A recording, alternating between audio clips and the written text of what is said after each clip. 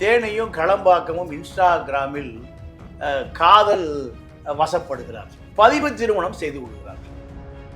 ஒரு ஏடிஜிபி சட்டத்துக்கு புறம்பா தன்னுடைய எஸ்ஐ செந்தில்குமார் அனுப்புறாரு. போலீஸ் ஜீப்பை கொடுத்து அனுப்புறாரு. யாரு சட்டத்தை காப்பாத்துவா?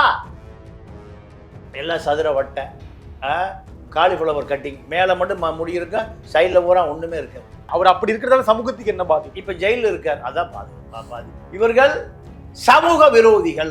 காவல்துறை வாகனத்தில் கடத்தல், செந்தில்குமாரும் கடத்தல். ஏன்னா போலீஸ் என்ன பண்ணுவான்? போலீஸ் நம்ம வேணையா, நீ போடுவான். உள்ளதான் பையன் இருக்கான். எஸ்பி தான் பணம் வாங்க சொல்லுவார், பெட்டி வாங்க சொல்லுவார். ஏட்டையா போய் வாங்கிட்டு வருவார். ஏட்டையா ஜெயிலுக்கு போயிடுவார், எஸ்பி ப்ரொமோஷனில் போயிடுவார். இது நாடாயா? இது அஸ்ராகாருக்கு நேரடியாக டீல் பண்ணதுனால தான் இது நடக்குது. வேற யாரும் இருந்தால் ரெண்டு புட்டி கை மாறி இருக்கும், சட்டி கை மாறி இருக்கும், முட்டி கை மாறி இருக்கும், போயிட்டே இருப்பாங்க. அவ்வளோதான். அறுவை சிகிச்சையில் கத்தை என்பது வரலாறு, ரோபோட்டிக் சர்ஜரி என்பது இன்றைய கூறு. தங்கம் புற்றுநோய் சிகிச்சை மையம், நாமக்கல் மற்றும் கான்பூர்.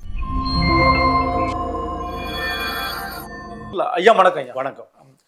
வழக்கு விசாரணையில இப்பொழுது ஏடிஜிபி ஜெயராமன் அவர்களும் கைது, பூவ ஜெகன்மூர்த்தியார விசாரணைக்கு அழைச்சி நீதிமன்றம் கடுமையா சாடி இருக்காங்க. என்ன நடந்துட்டு இருக்கு? ஜெயராமன் எப்படி உள்ள வந்தார்? தேனியை சேர்ந்த விஜயாஸ்ரீ தனுஷ், இவர் யாருன்னா திருவளங்காடு அருகில் இருக்கக்கூடிய களம்பாக்கம். தேனியும் களம்பாக்கமும் இன்ஸ்டாகிராமில் காதல் வசப்படுகிறார்கள். காதல் வசப்பட்டு பதிவு திருமணம் செய்து கொள்கிறார்கள். ரெண்டு பேரும். இது இயற்கையாக நடந்தது. ஆனால் சமூகம் இதை அங்கீகரிப்பதில்லை. சமூகம் இதை பெற்றோர்கள் அங்கீகரிக்கலாம், நீதிமன்றம் அங்கீகரிக்கலாம், பதிவுத்துறை அங்கீகரிக்கலாம், ஆனால் சமூகம் அங்கீகரிப்பதில்லை. ஏன்னா அந்த பொண்ணு ஒரு 500 கோடி ரூபாய் சொத்துக்கு உடையவர். ஆனால் காதலுக்கு கண்ணும் இல்லை, காதும் இல்லை, எதுவும் இல்லை. அப்போ இதுல காதலில் காமம் மட்டுமே நிறைந்திருக்கு. இது சினிமா பண்ற வேலை. பதிவு திருமணத்திற்கும் காமத்துக்கும் என்ன? நீங்க அந்த பெண்ணு இவனை திருமணம் செய்தால் சமூகத்தை எதிர்த்து, அப்பா அம்மாவை எதிர்த்து நீங்க வாழ முடியுமா? வாழணும்.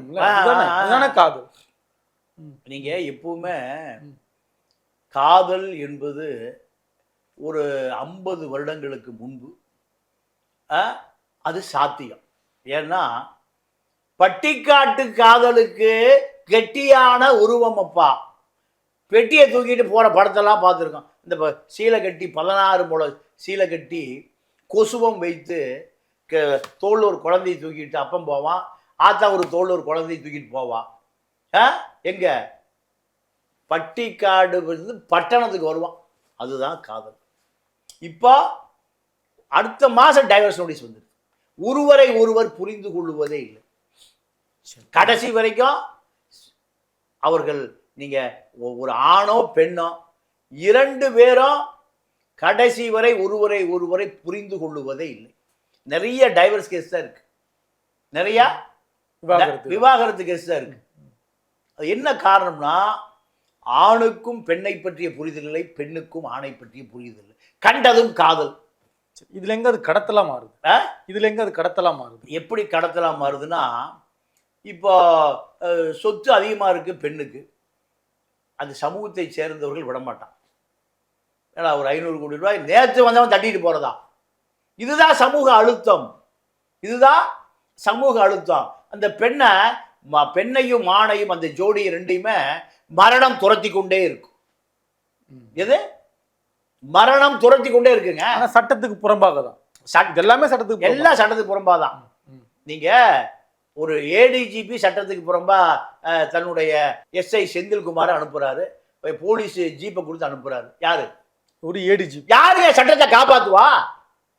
ஒரு மக்களால் 2 லட்சம் மக்களால் ஓட்டு போடப்பட்டு கேவி குப்பை எம்எல்ஏவா இருக்கிற ஜெகன்மூர்த்தி காதுல கடுக்க புள்ளிங்கோ, போலீஸ் வேலை யாரு போறா?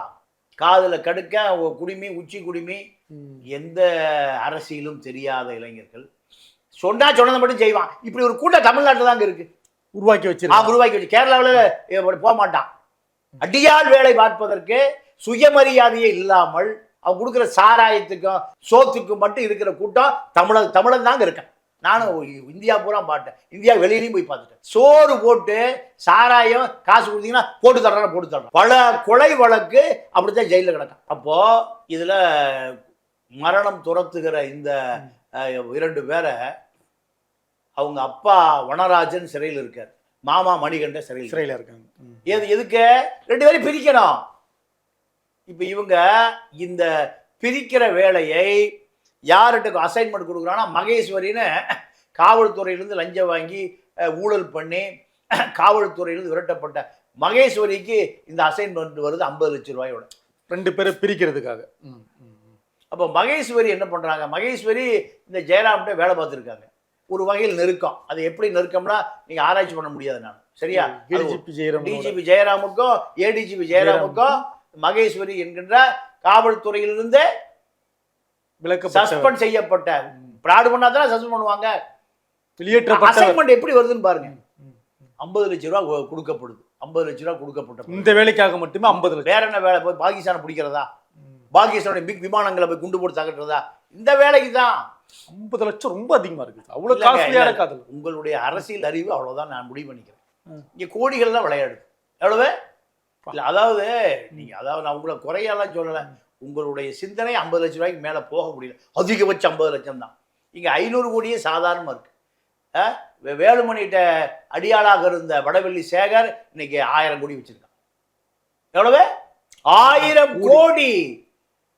சின்னவருக்கு நெருக்கமாக இருக்கிற ரத்தீஷே பல 1000 கோடி வச்சிருக்கான். சின்னவருக்கு நெருக்கமாக இருக்கிற ஆகாஷ் பாஸ்கர் சினிமா துறையில் 1000 கோடி ரூபாய் இன்வெஸ்ட் பண்றான். உங்களுக்கு 50 லட்சம். நம்ம தாயா தெருக்கோடியில் நிற்கிறோம்.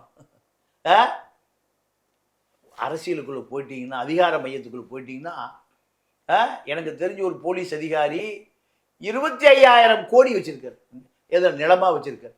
வட இந்திய அதிகாரி ஜாங்கிட் எவ்வளவு கோடி? 25,000 கோடி. அவர் ஓய்வு பெற்ற பிறகு 500 கார்ல போய் பிஜேபியில் இணைஞ்சு ராஜஸ்தானில் இப்போ அவர் எம்பியா இருந்து மந்திரியா ஆக போறார் பிஜேபி கவர்மெண்ட். சரி, இப்போ இது ஏடிஜிபிக்கும் மகேஸ்வரிக்கும் இது தொடர்பு இருக்கு.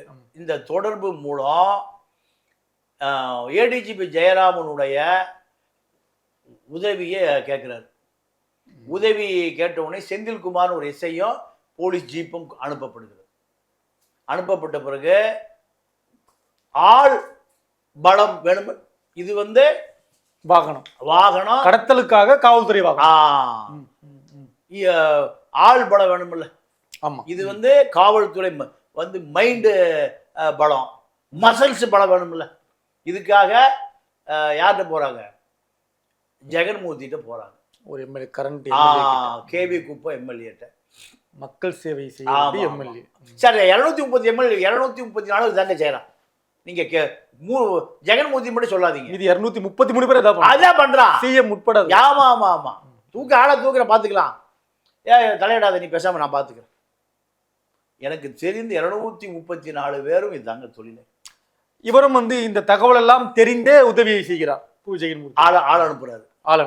ஆமா. அப்போ இந்த ஆட்கள் நேரா தனுசு வீட்டுக்கு போறான். தனுசு வீட்டுக்கு போனா தனுசு இல்லை, தனுசும் இல்லை, விஜயாசிரியும் இல்லை.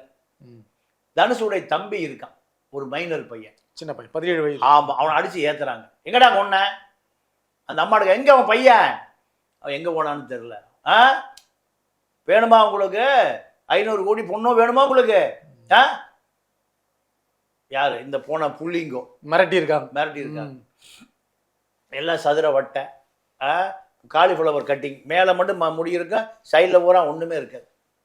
காது குத்தி இருப்பான், குடுமி வச்சிருப்பான். அது அவங்க நாகரிகம் தனிப்பட்டு. ஆமா, நாகரிகம். புள்ளிங்கன்றது அவங்க நாகரிகம். அதாங்க அவங்க உரிமைன்றாங்க. அதான் உரிமை. அதான் மனித, இதெல்லாம் மனித உரிமை அல்ல, மனுஷன் மாதிரி இருக்கு. ஏன் நீங்க கிராப் பண்ணி இருக்கீங்க? ஏன் நீங்க அது மாதிரி குடுமி ஒன்று வச்சு உள்ளே விட மாட்டாங்க உங்களை? எனக்கு இதுலதான் சார் விருப்பம். அதுலயே அவர் அப்படி இருக்கிறதால சமூகத்துக்கு என்ன பாதிப்புன்னு ஒரு கேள்வி இருக்கு. அவர் அப்படி இருக்கிறதால சமூகத்துக்கு என்ன பாதிப்பு? இப்ப ஜெயில இருக்கார், அதான் பாதிப்பு. உங்க மாதிரி ஆட்கள் அவருடைய நற்சான்றிதழ் கொடுக்கறதுனாலதான் அவர் எங்க இருக்காரு. இதான் தொழிலே தான். இது என்ன தொழில்? கால் கடத்துறது, அடிவேலை பண்றது, 50க்கும் 100க்கும் போதைப் பொருளுக்கும் அடிவேலை பண்றது நீங்க சொல்றீங்க. இல்ல அப்படிதான் பண்றாங்க. அப்ப நீங்க அத இல்ல நாடு நல்லா இருக்குங்கிறீங்களா? இல்ல நீங்க என்ன சொல்றீங்க? உங்க கருத்து. நான் தான் இதை சொல்றேன்னா நாட்டுல அப்படி எல்லாம் இல்லையா? இருக்கா இல்லையா? இருக்கு எல்லாரும் அப்படி இருக்க மாட்டாங்க. ஒருத்தன் தான் சார் உலகத்துக்கே ஊர் கெட்டு போச்சுன்னு யாரை வச்சு சொல்றான்? ஒருத்தர் வச்சுதான் சொல்றான். சரி, இவங்க கடத்திட்டு வந்துடுறாங்களா அந்த தம்பியை? கடத்திட்டு வந்துடுறாங்க. கூப்பிட்டு வந்துடுறாங்க. கடத்திட்டு வந்த பிறகு அவங்க ஊர் மக்களுக்கு சந்தேகம் வருது. இவங்க போலீஸ் இல்ல, இவங்க காவல்துறை இல்ல, நடை உடை பாவனை வைத்து இப்பதான் வர்றாங்க நம்ம ரூட்டுக்கு. இவங்க போலீஸ் இல்ல, இவர்கள் சமூக விரோதிகள். உடனடியா போலீஸுக்கு தகவல், 100க்கு தகவல், 100, 200க்கு 300, 500, 1000 தகவல் போய் நேரா நார்த் ஜோன் அஸ்ராகாருக்கு தகவல் போகுது, ஐஜிக்கு. இதுதான் இப்போ ஐஜி கவனத்துக்கு போனதுனாலதான் இவ்வளவு பெரிய விஷயமாச்சு. இல்லைன்னா இதை ஊத்தி மூடப்பட்டிருக்கும், மிரட்டப்பட்டிருக்கும், அரசியல் அழுத்தம் முடிஞ்சு போச்சு. அஸ்ராகாருக்கு சகாய ஐஏஎஸ் துணிச்சலோட, ஈஸ்வரமூர்த்தி ஐபிஎஸ், பொன்மாணிக்கவேல் ஐபிஎஸ், இவர்களால் இந்த சமூகத்தில் வேலை பார்க்க முடியல. இந்த சமூகத்தில் வேலையே பார்க்க முடியல. நீங்க இறையன்பு ஐஏஎஸ், நல்ல அதிகாரிகள் இந்த நாட்டை உங்கள்கிட்ட கொடுங்களேன். பல அதிகாரிகள் திருடி ஈஸியாக ஏறக்குறைய ஐஏஎஸ் ஐபிஎஸ்க்கு 550 கோடி ரூபாய் பங்களா இருக்கு. இவருக்கு அந்த மாதிரி ஏதாவது உண்டா? ஏடிஜிபி ஜெயராமனுக்கு ஏதாவது உண்டா அந்த மாதிரி? அப்போ சார் அது மாதிரி நிறைய இருக்கு சார். இவருக்கு நீங்க எஸ்ஐ இன்ஸ்பெக்டர் ஆகிட்டால 2 கோடி ரூபாய்க்கு வீடு கட்டிடலாம், ஈஸியாக இருக்கு. இன்ஸ்பெக்டர் ஆகிட்டால திராவிட இயக்கத்தினுடைய அற்புதங்கள் எல்லாம் இந்த என்ன விளக்கு, ஒரு விளக்க தேய்ச்சா பூம்பா விளக்கு, ஜீபூம்பா விளக்கு மாதிரி அற்புதங்கள். அப்போ உடனடியாக காவல்துறை வாகனத்தில் ஒரு சிறுவன் கடத்தல். நீங்க காவல்துறை வாகனம் விட்டுறாதீங்க, அதையும் செக்யூர் பண்ணுங்கன்னு போலீஸ் துறை சொல்லுது. தன்னுடைய காவல்துறை வாகனத்தில் கடத்தப்பட்டிருக்கு. சிறுவனும் கடத்தல், காவல்துறை வாகனமும் கடத்தல். காவல்துறை வாகனம் கடத்தல் இல்ல, காவல்துறை வாகனத்தில் கடத்தல். செந்தில்குமாரும் கடத்தல். செந்தில்குமாரும் கடத்திட்டு போறாரு, ஆயுதப்படை எஸ்ஐ செந்தில்குமார். அப்போ ஏன்னா போலீஸ் என்ன பண்ணுவான்? போலீஸ் நம்ம வேணையா, நீ போன்னுவான். உள்ளதான் பையன் இருக்கான். அப்போ பிடிச்சாச்சு. பிடித்த பிறகு அவரை கேட்டால் சொல்ல, ஐயா தான் போச்சு சொன்னார். ஜெயராமன் ஐயா தான் போச்சு சொன்னார். உடனே ஜெயராமன் ஐயா டிஜிபி ஆபீஸுக்கு அழைக்கப்படுகிறார். டிஜிபி கேட்கிறார், என்னையா அப்படி நடந்தது? எனக்கு தெரியாம டிரைவர் திடீர்னு போயிட்டான். அவர் கொடுத்த ஏன்னா எப்பவுமே எஸ்பி தான் பணம் வாங்க சொல்லுவார், பெட்டி வாங்க சொல்லுவார். ஏட்டையா போய் வாங்கிட்டு வருவார். ஏட்டையா ஜெயிலுக்கு போயிடுவார், எஸ்பி ப்ரொமோஷன்ல போயிடுவார். இது நாடாயாது. மாற்றம் பூரா யாரு? ஏட்டையா தான், எஸ்ஐ தான் மேலதிகாரி, ப்ரொமோஷன். ஏட்டையா ஜெயிலுக்கு போயிடுவார், சஸ்பெண்ட் ஆகி குழந்தை குட்டியில பொண்டாட்டி கூட தெருவா நிற்கும். ஏட்டையாவிலிருந்து எஸ்ஐ, கான்ஸ்டபிள், இன்ஸ்பெக்டர், ஏசி வரைக்கும் தான் நிலைமை. ஆனா இவங்க தரப்புல எனக்கும் ஜெகன்மூர்த்தி இந்த வழக்குக்கும் எந்த தொடர்பும் இல்லைன்றாரு ஏடிஜிபி. இல்லைங்க, அதாவது ஏடிஜிபி இந்த ஜீப்பை செந்தில்குமாரை அப்ப யார் அனுப்புனது? செந்தில்குமார் எடுத்துட்டு போய் ஜெகன்மூர்த்தி ஆளை எடுத்துட்டு போய் கடத்தினாரா? ஒரு கேள்வி வருதா இல்லையா? அவ்வளவு பெரிய அதிகாரம் மிக்கவரா எஸ்ஐ செந்தில்குமார்? கிடையாது. தனக்கு மேல ஒரு ஆணை வராம அப்பாவி எய்தவனருக்கு அம்பை நோவதேன். பாவையா இருந்தாலும் கொண்டாடி ஒளி வேலைக்கு அவன் திருப்பி வேலைக்கு வர்றதுக்கு அவன் கண்டிப்பா ஏதாவது ஒரு பெரிய அதிகாரிக்கு 5 லட்சம் ரூபா கொண்டு கொடுத்து கால் விழுந்தா தான் அவனுக்கு வேலை கிடைக்கும். இவரோட நிலைமை, ஏடிஜிபியோட நிலைமை, ஏடிஜிபிக்கு பண்ணை வீடுகள், ஃபார்ம் ஹவுஸுகள். இப்போ அவர் டிஜிபியா போறாரு. இப்போ அவருக்கு உடனே என்ன பண்ணுவார்? பெரிய வக்கீல் சுப்ரீம் கோர்ட்டுக்கு போயிருப்பாங்க, உடனே பெயில் வாங்கியிருப்பாங்க, வெளியே வந்துடுவார். இந்த வழக்குல அவ்வளவுதான் வேலை செஞ்சிருவாங்க. துரிதமா வேலை செஞ்சா விஆர்எஸ் கொடுத்துட்டு பண்ணை வீடு ஸ்விம்மிங் பூலுக்கு போயிடுவார். ஈசிஆர் இருக்கிற பண்ணை வீட்டு ஸ்விம்மிங் பூலுக்கு போயிருப்பார். ஆனா செந்தில்குமார் அந்த போன புல்லிங்கோ எல்லாம் சிறையிலே கிடக்க வேண்டியதான். அப்போ இதுல உடனடியா காவல்துறை என்ன பண்ணுதுன்னா, இந்த 4 பேரை விசாரிக்க செந்தில்குமாரை செக்யூர் பண்ணியாச்சு. செந்தில்குமார் ஐயா சொன்னான்னு சொல்லிட்டாரு. உடனே அடுத்து இந்த 4-5 பேரை கேட்குறாங்க, என்னப்பா? அவங்க நேரம் ஜெகன்மூர்த்தியை கையை காமிக்கிறாங்க. இவர் ஜெகன்மூர்த்தி, இவரு ஜெயராமன். அப்போ உடனே சரி அவர் விசாரிக்க கூட்டிட்டு வா. வர மறுக்கிறார். போலீஸ் ஃபோர்ஸ் அனுப்பிச்சு கூட்டிட்டு வா. அதான் போலீஸ் ஃபோர்ஸ் அங்கே போகுது. எங்க எம்எல்ஏ வீட்டுக்கு போலீஸ் ஃபோர்ஸ் போகுது. போலீஸ் ஃபோர்ஸ் வர்றதுக்குள்ள கட்சிக்காரன் பூரா வந்துடுறாங்க. ஆதரவாளர்கள் வந்து தன்னுடைய தலைவரை தொடக்கூடாது. இப்போ அரசியல் பழிவாங்கல்ன்றாங்க. இல்லைங்க, அது அப்படித்தான். திமுக அதிமுக அப்படித்தான் சொல்லுவாங்க. 2 பேருமே ஊழல் ஊழல் ஊழல் ஊழலில் ஒழிக்கப்பட வேண்டிய ஆட்கள். சரி, போயிட்டு உடனே கைது பண்ணல. அது தான். அதாவது அங்க போன பிறகு வீட்டுக்குள்ள விட மாட்டேங்கிறாங்க யார் ஆதரவாளர்கள். அப்போ அந்த திருவள்ளூர் டிஸ்ட்ரிக்ட் அது, அந்த ஏரியா டிஎஸ்பி தமிழரசி வரவழைக்கப்படுகிறார். ஒரு போலீஸ் டீமோட வர்றாங்க. அவங்கள தாங்க உள்ள அனுப்புவோம். யார? டிஎஸ்பி டிஎஸ்பி உள்ள போறாங்க. அங்க இருக்கார், வீட்டுல இருக்கார். யாரு? எம்எல்ஏ உள்ளதா இருக்காரு. இருக்காருன்னு தெரிஞ்சாலே பின்னாடி முன்னாடி போலீஸ் போர்ஸ் போடுறான். போலீஸ் வழி தெரியாம போண்டா திங்கிறக்கா போய் காத்து கிடப்பான். முன்னாடி பின்னாடி போலீஸ் எப்பவுமே பின்னாடி பார்த்துட்டு தான் முன்னாடியே வருவான். அதான் போலீஸுடைய ட்ரைனிங்ல சொல்லி கொடுக்கறத. முன்னாடி பார்த்தா பின்னாடி. அதனால போலீஸ் முன்னாடி போயிட்டு தான் பின்னாடி வருவாங்க. சுற்றி அழைச்சி. அப்போ உள்ள விட மாட்டேன், போக மாட்டேன், சண்டை. எப்பவுமே லோக்கல் போலீஸு, லோக்கல் ஸ்டேஷனு எல்லாமே லோக்கல் பிரபலங்களோட தொடர்புல தான் இருப்பாங்க. எப்பவுமே நியூஸ் வேற, வியூஸ் வேற. நியூஸ் வேற, அதுக்கு பின்னாடி ஒரு பெரிய வியூஸ் இருக்கும். புதிய தலைமுறையில் இருக்கிற நவீன் பாலா 2 பேரும் அவர் நவீன் புதிய தலைமுறையில் டிவியிலேருந்து கேட்குறாரு. இங்கே ஒருத்தர் ஸ்பாட்டுன்னு பதில் சொல்கிறாரு. யார் குற்றவாளி, என்ன நடந்ததுன்னு சொல்ல மாட்டேங்கிறாரு. மக்களை எப்படி ஏமாத்திருக்கான்னு பாருங்க.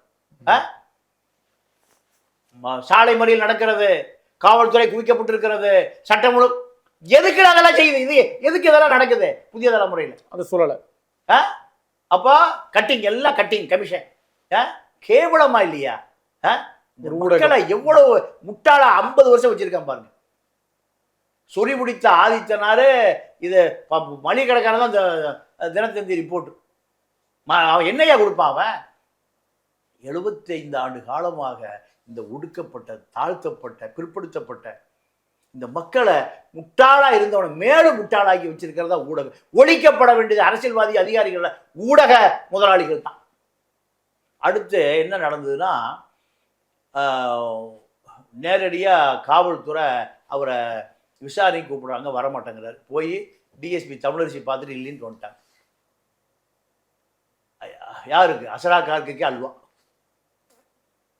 அசரா கார்கிக்கு அல்வா. ஏன்னா செந்தில்குமார் கொடுத்த ஸ்டேட்மெண்ட் தான் ஜெயராம். இந்த எங்க இருக்காரு? ஸ்டேஷன்ல இருக்காங்க. இந்த 4 பேர் கொடுத்த ஸ்டேட்மெண்ட் தான் ஜெகன்மூர்த்தி. அப்போ போலீஸ் என்ன பண்ணுதுன்னா, எஃப்ஐஆர் போட்டாச்சு. எஃப்ஐஆர்ல போலீஸ் வேணா காமிக்கல, எஃப்ஐஆர்ல ஜெகன்மூர்த்தியை காமிக்கல. அவர் 2 பேரும் அதான் கேட்குறாங்க. எஃப்ஐஆர்ல அப்படிதான் போலீஸ் பண்ணுவான். முதல் தகவல் அறிக்கையில எங்க பேரில்ன்றாங்க.